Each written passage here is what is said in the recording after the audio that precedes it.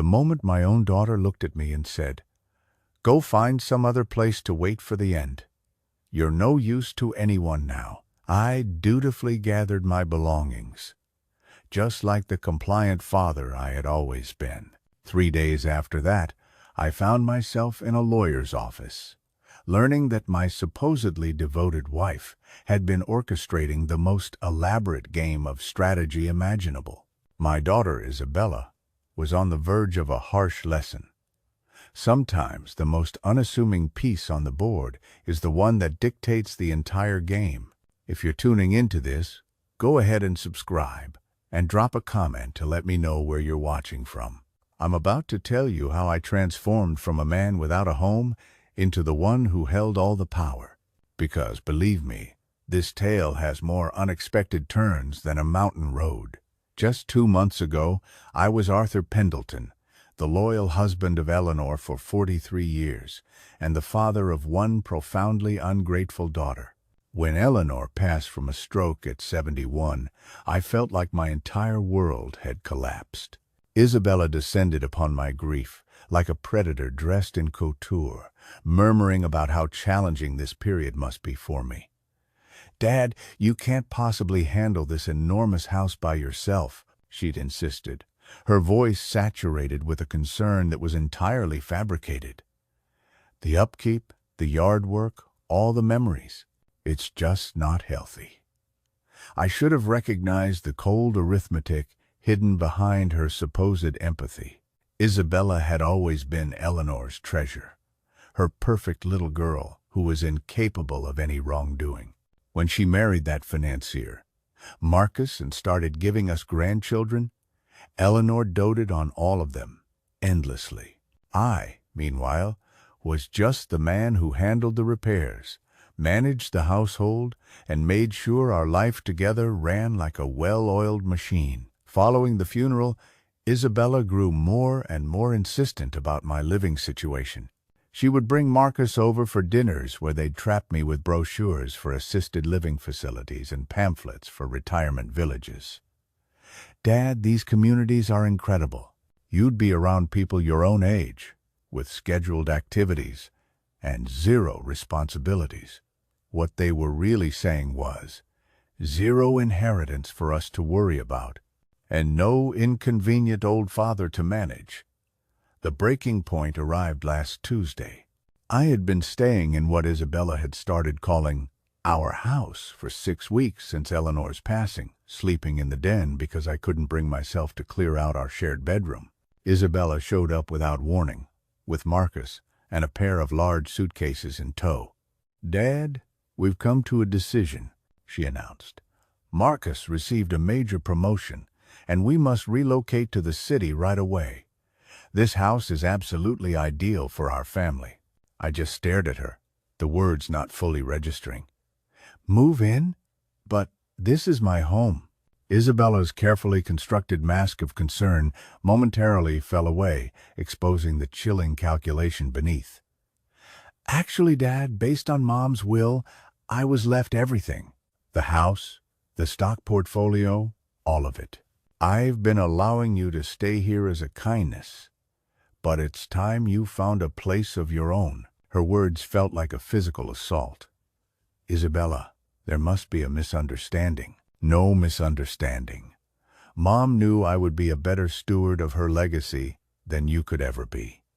You never grasped the complexities of finance or investments.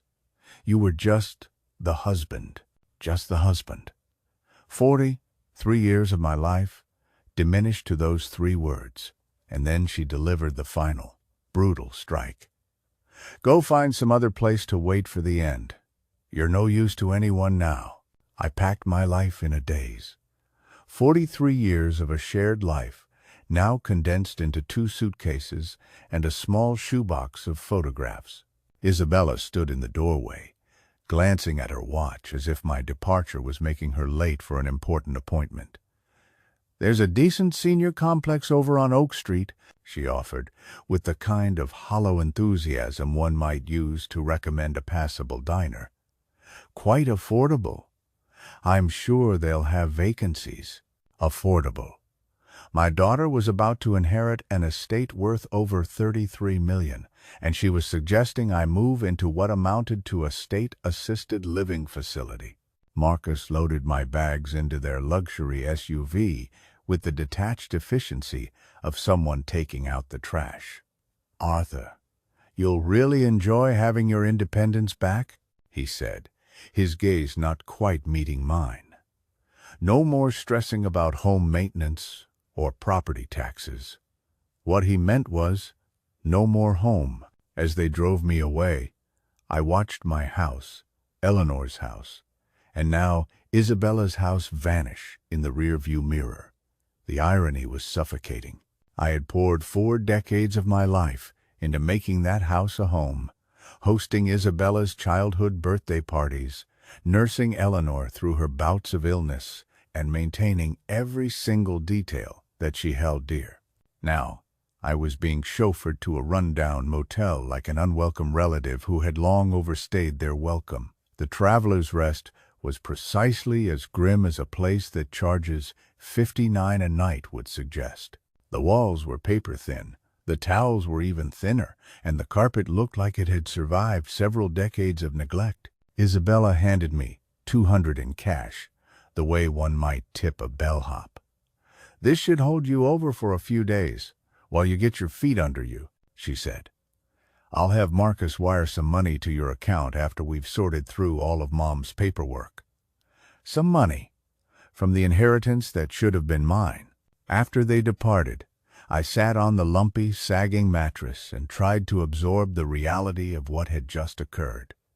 In the course of a single afternoon, I had gone from a grieving husband to a homeless old man. The child I had raised, cherished, and sacrificed for had cast me aside like a used-up appliance. But as I sat there in that bleak, lonely motel room, a thought began to surface. Eleanor had always been exceptionally methodical with her affairs, almost obsessive about the organization of important documents. She had walked me through her will years before, carefully explaining her intentions, ensuring I understood every clause. And I was absolutely positive that what Isabella described was not what it said. Eleanor had been many things: a traditionalist, headstrong at times, and occasionally condescending about financial matters, but she had never been malicious. The woman who had comforted me when my own father passed away, who had surprised me with a new set of golf clubs on every birthday, would not have left me utterly destitute. The following morning, I used the motel's spotty Wi-Fi to look up Eleanor's lawyer, Julian Croft, the same man who had handled the purchase of our home and various other legal matters throughout our lives. His office was in the city center, a 20-minute bus ride that cost me a portion of my precious cash but felt like a necessary pilgrimage. Julian Croft was a stately gentleman in his 70s, with kind eyes framed by classic wire-rimmed glasses. When his assistant announced that Mr. Pendleton was there regarding his wife's estate, he seemed genuinely taken aback. "Arthur, my friend, I was just about to call you. I've tried the house several times, but Isabella informed me that you were traveling." "Traveling?" That was the story my daughter had concocted. "Mr. Croft, I have to ask you about Eleanor's will." He seemed perplexed. "Of course. Did Isabella not give you your copy?" "I provided her with the original and several copies for you after the reading." My stomach plummeted. "There was a reading? Arthur, you were meant to be present. Isabella said you were too overcome with grief and that she would manage everything and ensure you received what was yours." The blood drained from my face as the full scope of her deception became clear. "Mr. Croft, I was never informed of any reading. Isabella told me that she inherited everything." Julian Croft's expression shifted from confusion to outright alarm. He immediately reached for a thick, heavy file, his movements now sharp and urgent. "Arthur, that is patently impossible. Your wife's will is unequivocally clear about what you are to inherit." He extracted a document. I instantly recognized Eleanor's elegant, flowing signature on the final page, properly witnessed and notarized. But as Julian began to read the text aloud, I understood that Isabella hadn't just bent the truth, she had shattered it completely. I, Eleanor Grace Pendleton, being of sound mind and body, do hereby bequeath to my beloved husband, Arthur James Pendleton, the following: our primary residence at 112 Willow Creek Lane, including all furnishings and personal effects. Additionally, I leave him 70% of all my financial assets, investments, and accounts, which total approximately $23 million. My head was swimming. $23 million. The house and 70% of everything, Julian continued, his voice taking on a graver tone. To my daughter, Isabella Pendleton Sterling, I leave $10 million, to be placed in a trust with distributions to commence on her 45th birthday, contingent upon her treatment of her father following my passing. Contingent upon her treatment of me. Eleanor had seen this coming. Somehow, she had anticipated exactly what Isabella would attempt. "Mr. Croft," I whispered, "Isabella told me I was left with nothing. She has already moved into my house. She gave me $200 and suggested I look into a senior home." The elderly lawyer's face flushed with a deep, righteous anger. "Arthur, what Isabella has done constitutes elder abuse and fraud. She has committed several serious felonies, but she showed me legal documents. Forgeries. I'm certain of it. Or perhaps pages from a much older draft of the will. Your wife updated her final will just 6 months before she passed, specifically because she was growing concerned about Isabella's fixation on money and her profound sense of entitlement." The room felt like it was tilting. All those times Isabella had casually dismissed my input, spoken over me at family gatherings, or rolled her eyes when I tried to join conversations about their lavish trips or Marcus's latest business venture. Eleanor had been observing, assessing, and making plans. "There is more, Arthur," Julian said. "The provision for Isabella's trust specifically stipulates that if she fails to treat you with respect and dignity after my death, the entire $10 million reverts to you." I stared at him, dumbfounded. "Are you telling me?" "I'm telling you that your daughter's greed just cost her $10 million. Her inheritance is now your inheritance. You are not inheriting $23 million, Arthur. You are inheriting $33 million, plus the house and all its contents." The irony was so staggering, it was almost comical. Isabella had been in such a rush to seize her inheritance that she had triggered the very clause Eleanor had put in place to shield me from that exact greed. "What is my next move?" I asked, my voice barely holding steady. Julian smiled, and for the first time since Eleanor's death, I felt a wave of genuine warmth and support. "Now, my dear friend, we contact the police to report the fraud, and then we place a call to Isabella and let her know that she is about to experience the shock of a lifetime. Can she contest this? With what resources? She is about to learn that every single account she believed she now controlled is, in fact, yours. Every investment, every bank balance, every single asset, with the exception of your house, is being frozen pending a full investigation into her fraudulent activities." I pictured Isabella in my house, likely already sketching out renovation plans, shopping online for new furniture with funds she assumed were hers. Marcus was probably already factoring the inheritance into his investment strategies. They had no inkling that in a matter of hours, their entire world was set to detonate.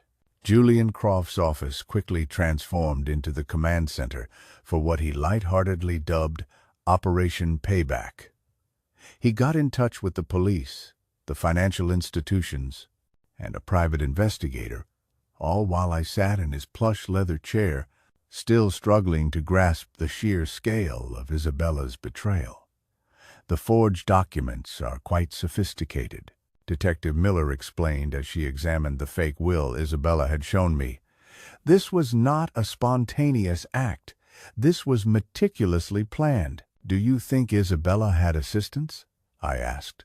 Almost certainly. Creating convincing legal forgeries like this requires specialized knowledge and contacts. We will need to look into whether Marcus or someone within his financial circle was involved. Within 2 hours, every single account was frozen solid. Isabella's credit cards, which were linked to what she thought were her new inheritance accounts, were all declined. The utilities for the house, which she had already switched into her name, were suspended until ownership could be officially verified. My phone rang at precisely 3:47 p.m. Isabella's name glowed on the screen. "Dad, where are you? There's some kind of major issue with the bank accounts. They're telling me all of Mom's assets have been frozen." "Hello, Isabella. I'm currently sitting in Julian Croft's office. You remember Julian, don't you? Mom's attorney. The one who conducted the reading of the real will to an empty chair while you were telling him I was traveling." There was a long silence then. "Dad, I have no idea what you think you found out, but I've found out that you are a liar and a thief, my dear. And I also found out that your mother was far more clever than either of us ever gave her credit for. You don't understand. I was trying to protect you from the burden of managing all that money. You've never had to handle complex investments." "Oh, I understand perfectly. You forged legal documents, committed multiple acts of fraud, and ejected your 67-year-old father from his own home because you were convinced I was too foolish to ever catch on." Her voice became sharp, laced with desperation. "Dad, you're just confused. The grief has been immense, and it's clear someone is taking advantage of your vulnerable emotional state." The sheer audacity of it was stunning. Even caught in the act, Isabella was still trying to manipulate the situation. "Isabella, darling, let me make something crystal clear for you. Not only did you never inherit a single penny, but your actual inheritance, the $10 million your mother set aside for you, is now mine as well, thanks to a wonderful little clause she included about treating me with dignity and respect." "That's impossible. Detective Miller is sitting right beside me, if you'd like to discuss the impossibility of federal fraud charges with her." The line went silent. I could almost hear the gears turning in Isabella's mind as she frantically searched for a new angle. "Dad, please, can we just meet somewhere and discuss this like reasonable adults? I'm sure we can come to some kind of arrangement." "Oh, we will definitely be meeting at the courthouse for your arraignment. You wouldn't actually press charges against your own daughter." Something cold and resolute solidified inside my chest. "Watch me." I ended the call and looked at Julian, who was beaming with pride. "How long until she's arrested?" "Detective Miller has more than enough evidence to secure a warrant. They'll likely pick her up this evening." "And Marcus?" "His financial records are being subpoenaed as we speak. If he was involved in the creation of those forged documents, he will be facing charges as well." My phone vibrated with a text message from Isabella. "Dad, please don't do this. Think of the grandchildren." I showed the text to Detective Miller, who gave a grim smile. "Emotional blackmail. It's a classic behavioral pattern in these kinds of cases." I typed a reply. "I am thinking about them. They deserve to see what happens when you steal from your own family." 20 minutes later, Marcus called. "Arthur, surely we can handle this matter privately. Isabella made some regrettable choices, but bringing the police into it seems excessive." "Marcus, did you help her forge those documents?" That's not." "Arthur, you have to appreciate the pressure Isabella was under. She was concerned about your mental state, about your capacity to manage such a large sum of money." "So that's a yes, then. It wasn't done with malicious intent. She genuinely thought she was protecting you by kicking me out of my house and telling me to find a place to die." Marcus fell silent. "Marcus, let me explain what is about to happen. You are both going to be arrested. You are both going to face federal fraud charges. And I am going to be sitting comfortably in my house, watching the entire thing unfold. Arthur, please be reasonable. I was reasonable for 43 years. It didn't serve me very well, did it? The police arrested Isabella at 8:30 p.m. while she was dining at an upscale restaurant, apparently celebrating her newfound wealth with Marcus and another couple.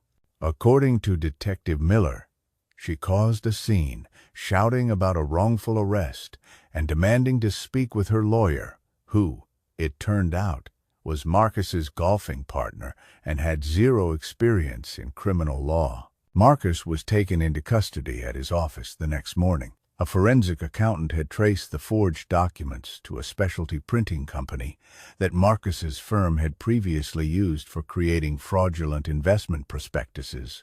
It seemed my son-in-law had a rather extensive criminal background that Isabella either was unaware of or had chosen to overlook. I spent that night back in my own home, sleeping in the master bedroom for the first time in 43 years as a single man. Isabella had already moved her possessions into the room, replacing Eleanor's meticulous order with her own chaos of designer apparel and high-end cosmetics. I methodically packed all of it into large garbage bags and left them on the front porch for her to retrieve whenever she made bail. The house felt different now, not just because Eleanor was gone, but because I was finally seeing it as my own. For decades, I had maintained it as Eleanor's domain, decorated according to her tastes, organized around her needs, and built around her vision of how our life should be. Looking around now, with newfound clarity, I realized how little of myself was actually reflected in these walls. That was about to change. Julian called around midday with an update. Isabella's bail has been set at $50,000.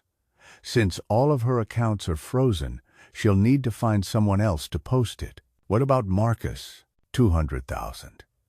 It seems the judge was not impressed with his history of financial misconduct. Who would have guessed your son-in-law was already under investigation for securities fraud? I certainly hadn't. But then again, I had always been systematically excluded from the family's financial discussions. Isabella and Marcus had always spoken to me as if I were a child whenever the topic of money arose, dumbing down concepts they assumed were beyond my comprehension. They were about to discover just how much I had been paying attention. "Julian," I said, "I want to make some changes around the house." Isabella had already lined up contractors for a renovation. I'd like to move forward with some of those plans, but with my own vision. "An excellent idea, Arthur. It's your home now. Do whatever brings you joy." What brought me joy, I discovered, was the idea of methodically dismantling every single assumption Isabella had made about her inheritance. She had planned to gut the kitchen, replace all the original hardwood floors, and convert Eleanor's beloved study into a wine cellar. I decided I would turn the study into a personal library and the space for the wine cellar into a woodworking shop. My phone rang. It was an unknown number. "Mr. Pendleton, this is Thomas Vance from Channel 7 News. We've heard that you are the victim in a major elder fraud case involving your daughter. Would you be willing to share your story with us?" The news was spreading. In a city of this size, the arrest of a prominent financier and his wife for defrauding her elderly father was a major story. "Mr. Vance, I appreciate the call, but I'm not yet prepared to make any public statements. I understand this is a difficult time, sir, but your story could be instrumental in helping other seniors identify the warning signs of financial abuse by family members." He had a valid point. How many other men and women my age were being manipulated by their adult children, viewed as little more than inconvenient hurdles on the path to an inheritance? If I were to consider telling my story, would I have editorial control over how it is presented? Absolutely. We could arrange for a detailed interview, and you would have final approval over the edited piece before it airs. I thought of Isabella, likely sitting in a cold jail cell, still clinging to the belief that this was all just a simple misunderstanding that she could charm her way out of. Mr. Vance, let me call you back. I may just have quite a story for you. After I hung up, I poured myself a glass of the expensive whiskey Marcus had sent us for our anniversary whiskey. I was now drinking in my own house, bought with my own money, while I debated whether to publicly ruin my daughter on television. Life had certainly taken a strange and unexpected turn.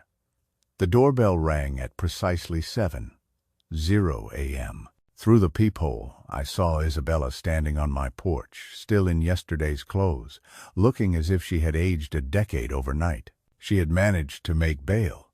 I opened the door but blocked the entrance. "Mom, please, we have to talk." "We talked yesterday. You told me to find a place to die. Instead, I found a place to live." Isabella's eyes were bloodshot and swollen. Her normally flawless composure had completely crumbled. "I made a mistake. A terrible, terrible mistake. But I am still your daughter." "Are you?" "Because my daughter wouldn't forge legal documents to steal her own father's inheritance." "I wasn't stealing. I was," she faltered, clearly unable to find a justification that didn't sound overtly criminal. "You were what, Isabella? Protecting me from making poor financial decisions? Because I've never managed large sums of money?" Even now, after being arrested for felony fraud, she couldn't bring herself to admit the simple truth. In Isabella's distorted reality, she was still the one being wronged.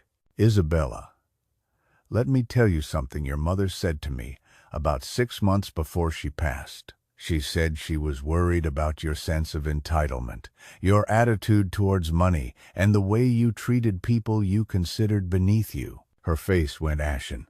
"Mom never said that. She said you reminded her of her own cousin, a man who was handsome, charming, and utterly incapable of thinking about anyone but himself. She told me she was changing the will specifically because she was terrified of what you might do to me if you ever gained control." "That's a lie." I pulled out my phone and showed her a video file. "Actually, it's not. Your mother recorded a video message for you, explaining her decision. It was to be played only if you contested the will or if you treated me poorly after her death."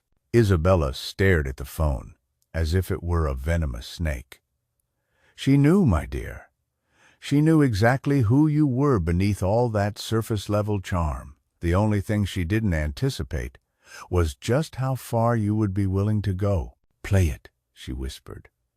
I tapped the screen, and Eleanor's voice filled the quiet morning air, clear, calm, and utterly devastating.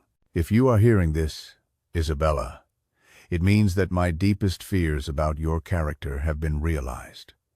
I had hoped, more than anything, that I was wrong. I hoped my daughter possessed more integrity than I suspected. But if Arthur is playing this for you, it means you have proven me right in the most tragic way possible." Isabella collapsed onto the porch steps as Eleanor's recorded voice continued.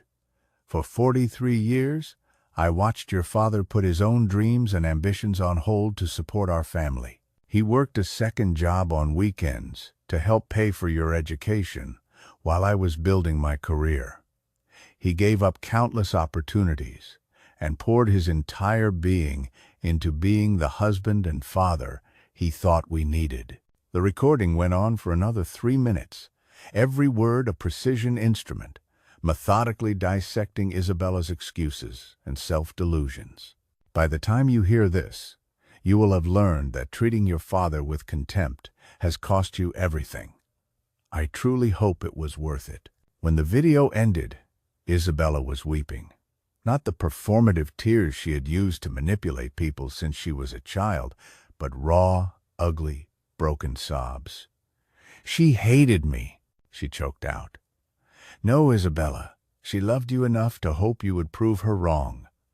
You made the choice to prove her right." She looked up at me, mascara streaking her pale cheeks.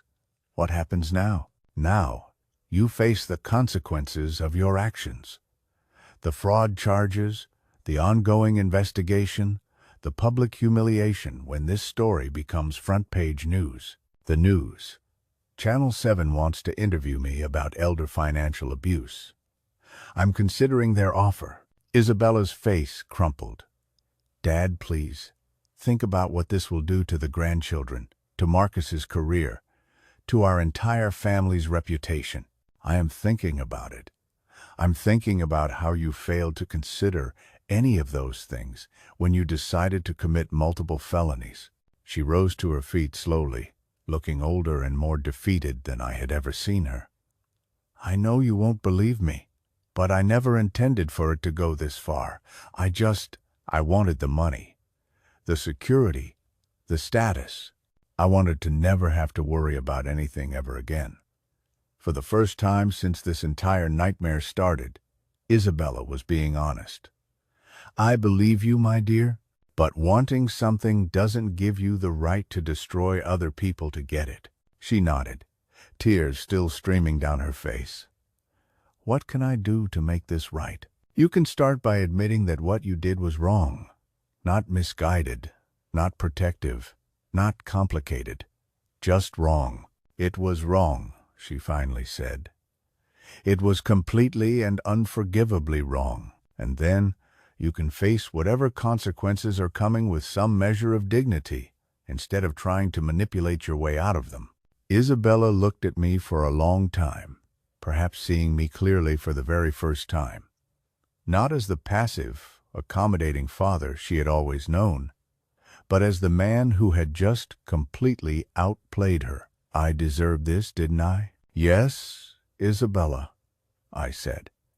"You absolutely did." 3 days after Isabella's confession on my porch, Marcus's mother appeared at my front door. Diana Sterling was exactly as I had imagined.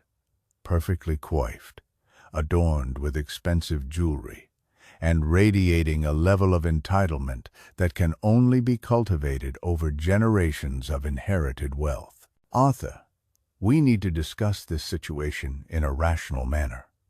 I let her in, curious to see what narrative the Sterling family had constructed to account for their son's felony charges. Diana made herself comfortable in my living room, as if she were a queen granting an audience. "Marcus obviously made some poor choices, but prosecuting him seems unnecessarily vindictive, don't you think?" "Vindictive? Your son helped orchestrate a plot to steal my entire inheritance and leave me homeless." Marcus was merely following Isabella's lead. He didn't grasp the full context of the situation. The woman was actually attempting to place all the blame for her son's criminal acts on my daughter. I had to admire her nerve. "Mrs. Sterling, your son created forged legal documents. That is not following someone's lead. That is conspiracy to commit fraud. Kevin's legal counsel believes we can negotiate a settlement that will be beneficial for everyone. You get your house back.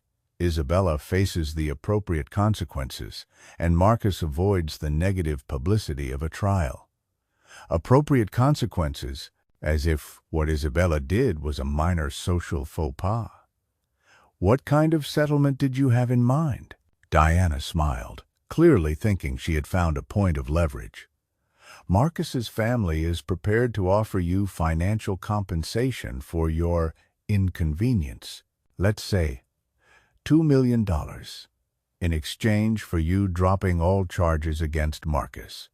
$2 million to forgive the man who had helped steal $33 million from me. Mrs. Sterling, your son was a key participant in a scheme designed to leave me with nothing. Do you really believe $2 million covers that? Arthur, be realistic. Marcus has a career to think about, children, a reputation to protect. Sending him to prison doesn't benefit anyone." It benefits justice. Diana's polished exterior showed its first crack. Justice? You're prepared to destroy multiple families over money that you would have never known how to manage in the first place. And there it was, the same patronizing attitude that had poisoned my relationship with my own daughter. In their world, I was just the help who had somehow stumbled into wealth. Mrs. Sterling, I believe this conversation is over. Arthur, please reconsider. $5 million, that's our final offer. $5 million to let Marcus walk away a free man. The sum was mind-boggling. But the principal was not for sale. My answer is no. Diana stood up, her composure fully restored. Very well, but you should be aware that Marcus's legal team has uncovered some interesting information regarding your late wife's business practices. It would be a terrible shame if that information were to become public during the trial. The threat was unmistakable, but I felt no fear, only a rising curiosity. What kind of information? The kind that might make you reconsider who the real criminal in this situation is. After she left, I called Julian immediately. Arthur, whatever they claim to have found, it doesn't alter the facts of what Isabella and Marcus did. But could it impact the case? Potentially. If they can muddy the waters enough, create doubt about Eleanor's character or her business dealings, it might be enough to sway a jury. I thought about Eleanor, about our marriage, about all the secrets that could be buried within 43 years of a shared life. Julian, I need to know everything about Eleanor's business. Every transaction, every partner, every potential irregularity. Arthur, are you certain? Sometimes it's better to let the past remain in the past. The Sterling family is threatening to drag Eleanor's name through the mud to protect their criminal son. I would rather face the truth, whatever it is, head-on. That evening, I sat in Eleanor's study, my study now, and began to systematically go through her files. Eleanor had been a meticulous organizer. Every document was dated and neatly categorized. But as I delved deeper into her business records, I started to notice things that didn't add up. Large payments made to shell corporations, exorbitant consulting fees, and partnerships with firms that seemed to exist only on paper. By midnight, I had unearthed something that shattered everything I thought I knew about my wife. The private investigator Julian recommended was a sharp-witted man named David Chen, who specialized in white-collar crime. He spent 6 hours in the study, photographing documents and piecing together what he termed the true picture of your wife's business empire. Mr. Pendleton, he said finally, your wife was operating a highly sophisticated money laundering operation through her consulting business. We're talking about millions of dollars in illicit transactions over the last decade. The news struck me with the force of a physical blow. That's impossible. Eleanor was the most principled person I knew. I'm sorry, sir, but the evidence here is overwhelming. She was washing money for organized crime syndicates, using her legitimate business as a cover. I stared at the documents laid out on Eleanor's desk. Invoices for services that were never performed, consulting agreements with phantom companies, payment schedules that aligned perfectly with known criminal activities. How long was this going on? Based on these records, at least 12 years, probably longer. 12 years. While I was planning our vacations and attending community fundraisers, my wife was enabling criminal organizations. Mr. Pendleton, there's more.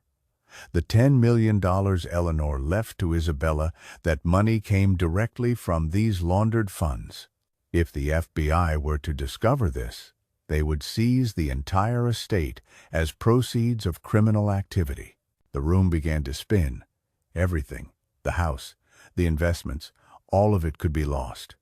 Unless, David said, looking uncomfortable. Isabella and Marcus's legal team is already aware of this. and is planning to use it as leverage. If they inform the FBI about your wife's crimes, they might be able to negotiate for immunity in exchange for their cooperation. My daughter and son-in-law weren't just common thieves. They were holding a financial nuclear bomb over my head. What are my options? Legally, you could go to the FBI yourself. Come forward voluntarily and hope they show leniency. You would likely lose most of the money, but you might be able to keep the house. And if I do nothing, then Isabella and Marcus's lawyers will almost certainly leak this information at a strategic moment. You'll lose everything anyway.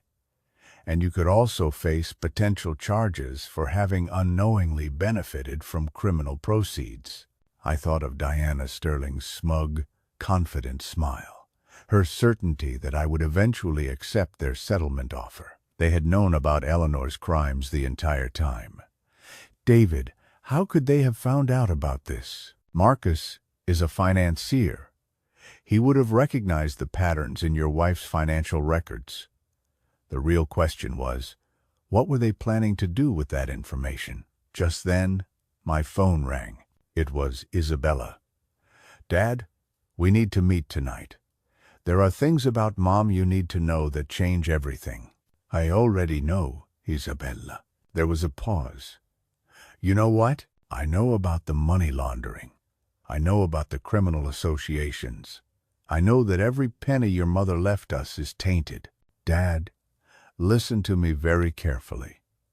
Marcus's lawyers have been in communication with the FBI. They are prepared to let us renegotiate our entire situation.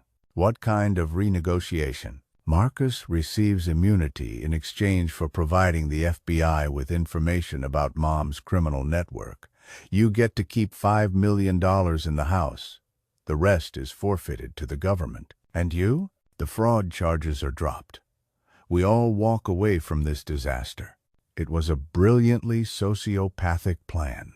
Isabella had managed to turn my moral high ground into her strategic escape hatch. Isabella, you are asking me to help you profit from your own crimes by leveraging Mom's crimes. I'm asking you to be pragmatic, Dad. The only other option is for you to lose everything and potentially face charges yourself. I looked around Eleanor's study, seeing it clearly for what it was for the first time. The expensive furniture, the rare book collection, the original art, all of it had been purchased with dirty money. I need some time to think. Dad, the meeting with the FBI is scheduled for tomorrow morning. Marcus's lawyer needs our answer tonight.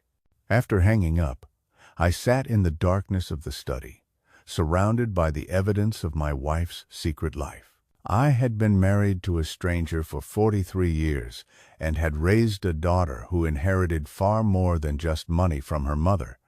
She had inherited her talent for deceit.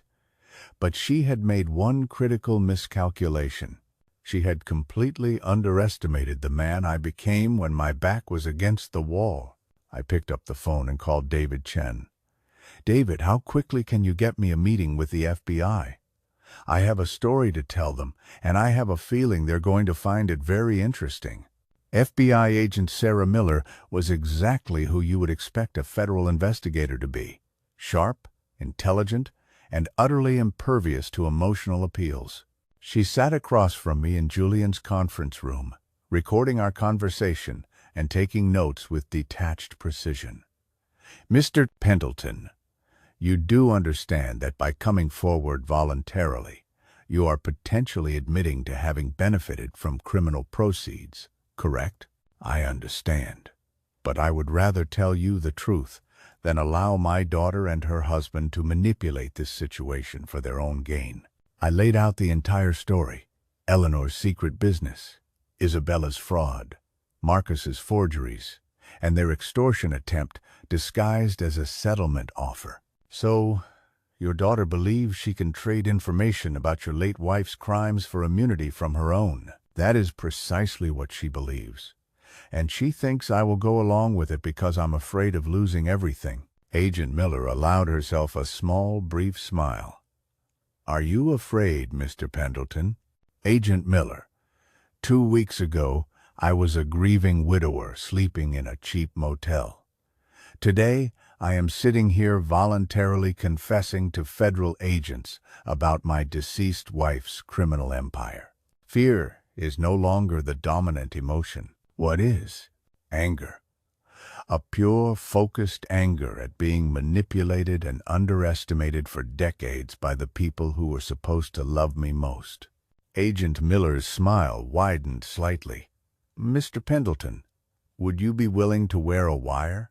3 hours later, I was sitting in my own living room with a tiny recording device taped to my chest, waiting for Isabella and Marcus to arrive for what they believed would be our surrender meeting. They knocked on the door at exactly 8:00 p.m., both dressed in power suits, as if attending a corporate negotiation. Marcus carried a leather briefcase, which I presumed was filled with immunity agreements and settlement documents. "Dad, you look better than I've seen you look in weeks," Isabella said, kissing my cheek as if nothing had ever happened between us. "I feel better. Clarity has a way of doing that." Marcus opened his briefcase with the smooth efficiency of a man who had closed many such deals before. "Arthur, our lawyers have structured this agreement to be very favorable to you. You retain ownership of the house, $5 million in clean assets, and you receive complete immunity from any charges related to Eleanor's activities." Clean assets. That's a curious choice of words. Isabella shot Marcus a subtle warning glance. "Dad, the important thing here is that we are all protected. The past remains buried, and we can all move on with our lives." "And what about the $33 million that Eleanor actually left to me?" "Dad, that money is tainted. It's impossible to separate it from Mom's criminal activities. Taking the $5 million is the best possible outcome. And the two of you, what do you get from this arrangement?" Marcus leaned forward, his confidence swelling. "We get to put this unfortunate misunderstanding behind us. The charges against Isabella are dropped. My reputation remains intact, and our family can begin to heal." Misunderstanding. He was still referring to felony fraud as a misunderstanding. "Marcus, help me understand something. When did you first discover Eleanor's criminal activities?" "What do you mean?" "I mean, were you aware of the money laundering when you married Isabella? Or did you just stumble upon it recently while you were planning to steal my inheritance?" Marcus and Isabella exchanged a nervous look. "Arthur, I don't see how that's relevant to our current situation." "Oh, I think it's extremely relevant. Because if you knew about Eleanor's crimes and failed to report them, that makes you an accessory after the fact. And if you only discovered them while in the process of committing your own crimes, well, that just makes you remarkably unlucky." Isabella's composure was beginning to fray. "Dad, what are you getting at?" "I'm getting at the fact that the two of you have been planning this for months, possibly even years. The forged will, the discovery of the money laundering, even Marcus's connections to document forgers, none of this was spontaneous, was it?" "That's ridiculous." "Is it?" Agent Miller finds it quite plausible. The color instantly drained from both of their faces. "Agent Miller?" Marcus whispered. "FBI.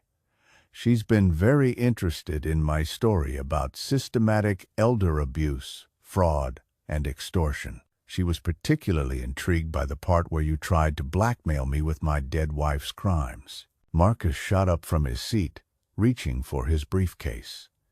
"Arthur, this conversation is over." "Actually, Marcus, I think it's just getting started." At that moment, Agent Miller and two other federal agents stepped into my living room. Isabella and Marcus sat frozen, paralyzed by shock. The briefcase Marcus had been reaching for was immediately confiscated, along with both of their cell phones. "Isabella Sterling and Marcus Sterling, you are under arrest for conspiracy to commit wire fraud, elder abuse, and attempted extortion of a federal witness."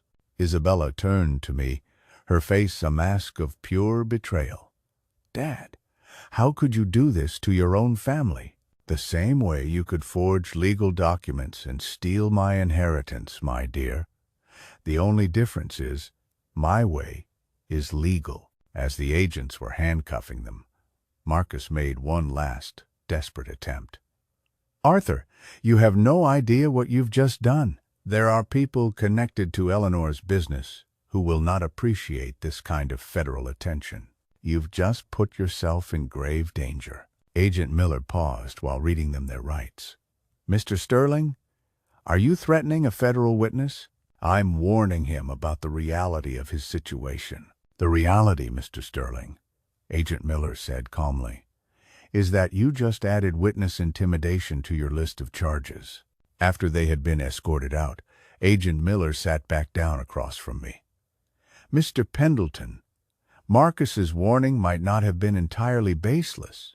Your wife was associated with some very dangerous individuals." "How dangerous?" "Primarily, the Torino crime family. They've been using legitimate businesses to launder their money for decades. Your wife's consulting firm was one of their most profitable fronts." The name was unfamiliar to me, but the look on the agent's face told me everything I needed to know. "Are you telling me that I'm in actual physical danger?" "Potentially.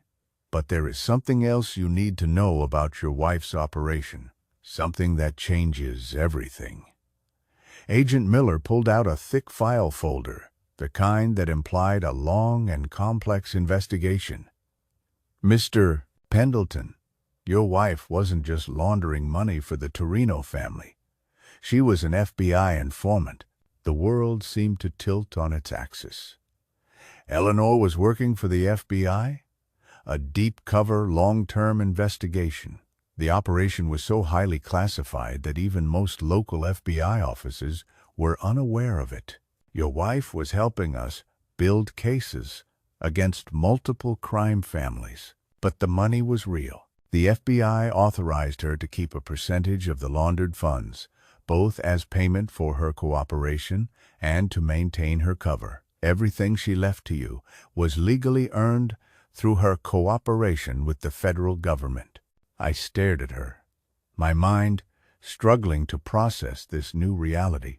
"So, the $33 million is legally mine?" "Yes.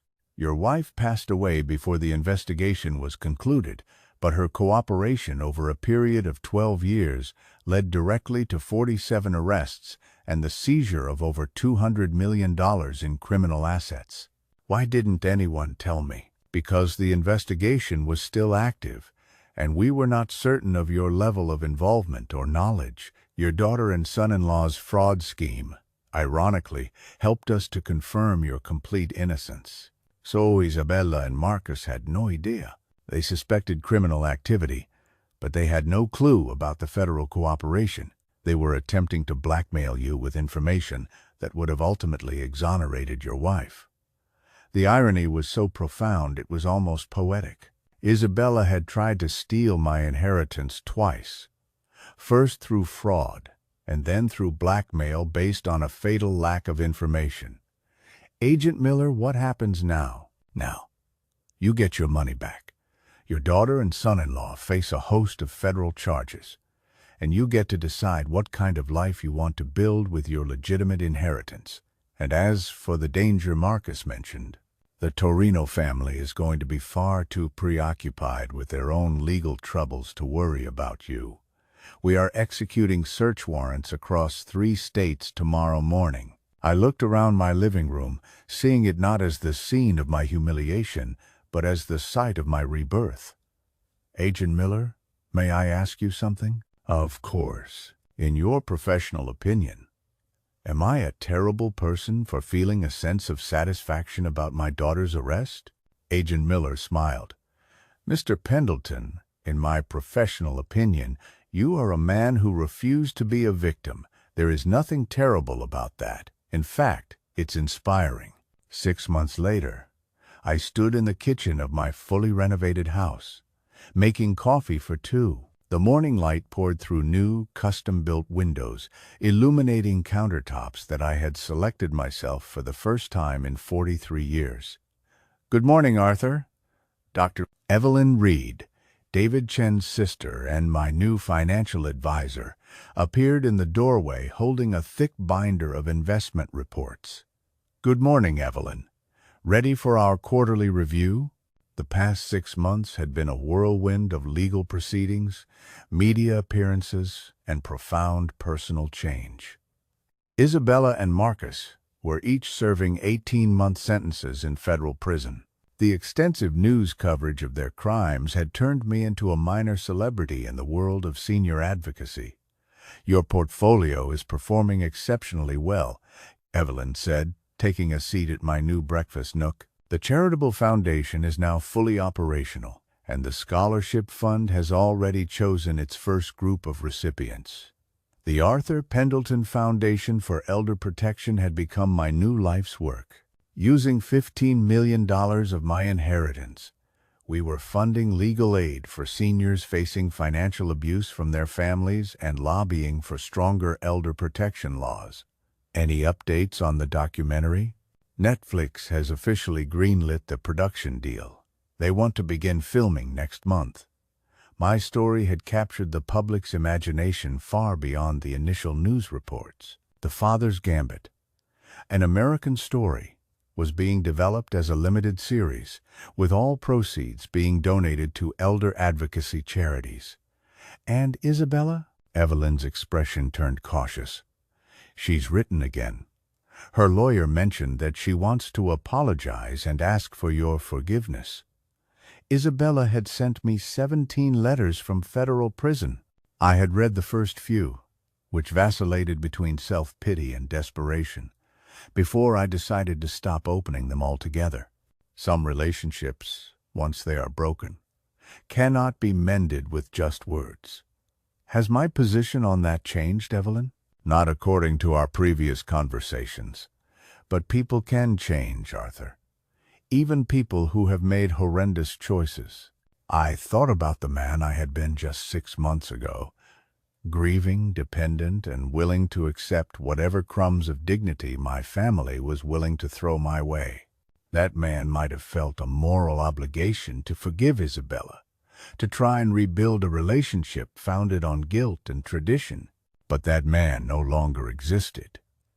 Evelyn, please, schedule a meeting with Isabella's lawyer, not to reconcile, but to make something perfectly clear." "What would that be?" "I want Isabella to understand that her actions have consequences that extend far beyond a prison sentence. I want her to know that she has permanently destroyed our relationship and that her children will grow up understanding exactly why their mother went to prison." "That sounds harsh." "Good. It's meant to be harsh. Isabella made adult choices that devastated the people she was supposed to love. She doesn't get to escape the emotional fallout just because she's written a few letters from her cell." Evelyn made a note in her leather-bound portfolio. "And the grandchildren?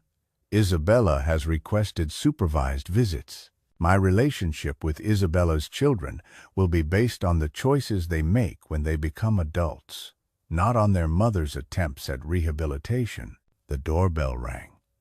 Through the window, I could see a delivery truck with a large crate. "That must be the new lathe for the workshop," I told Evelyn. The woodworking shop had been my favorite part of the renovation. Eleanor's former study was now a bright, airy space where I was rediscovering my passion for a craft I had abandoned when I got married and took on the role of the supportive husband and father. "Arthur, can I ask you something personal?" "Of course. Do you ever have any regrets about how all of this played out? The prison sentences, the media frenzy, the permanent rift in your family?"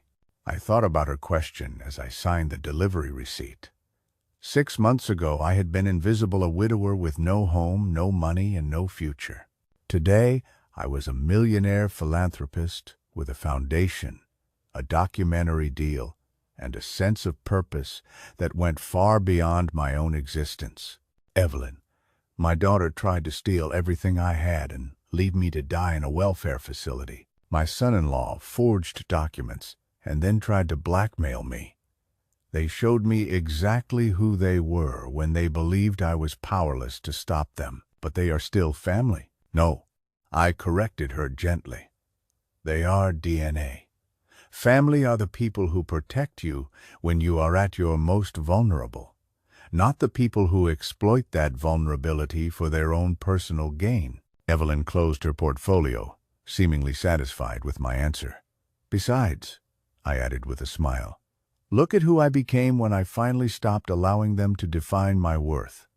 After Evelyn left, I walked through my house, truly my house now, decorated to my taste, organized around my routines. In the workshop, I unpacked the new lathe, a magnificent piece of machinery. I ran my hand over the smooth, cool steel. I was no longer the grieving widower who had packed his entire life into 2 small suitcases. I was powerful, independent, and unafraid. I had learned that the best revenge isn't about evening the score. It's about becoming everything your enemies never imagined you could be. Outside, the sun was setting behind the trees I had planted myself, in soil that belonged to me, on a property that I had defended with intelligence and courage, not one I had simply inherited through marriage. Tomorrow, I would continue to build the life that I had chosen for myself, not the life that others had planned for me. And if Isabella ever wanted to rebuild a relationship with this new man, she would need to bring a lot more than just prison letters and hollow apologies. She would need to bring a complete and total transformation, one that was as profound as my own. Thanks for listening. Don't forget to subscribe, and feel free to share your own story in the comments. Your voice deserves to be heard.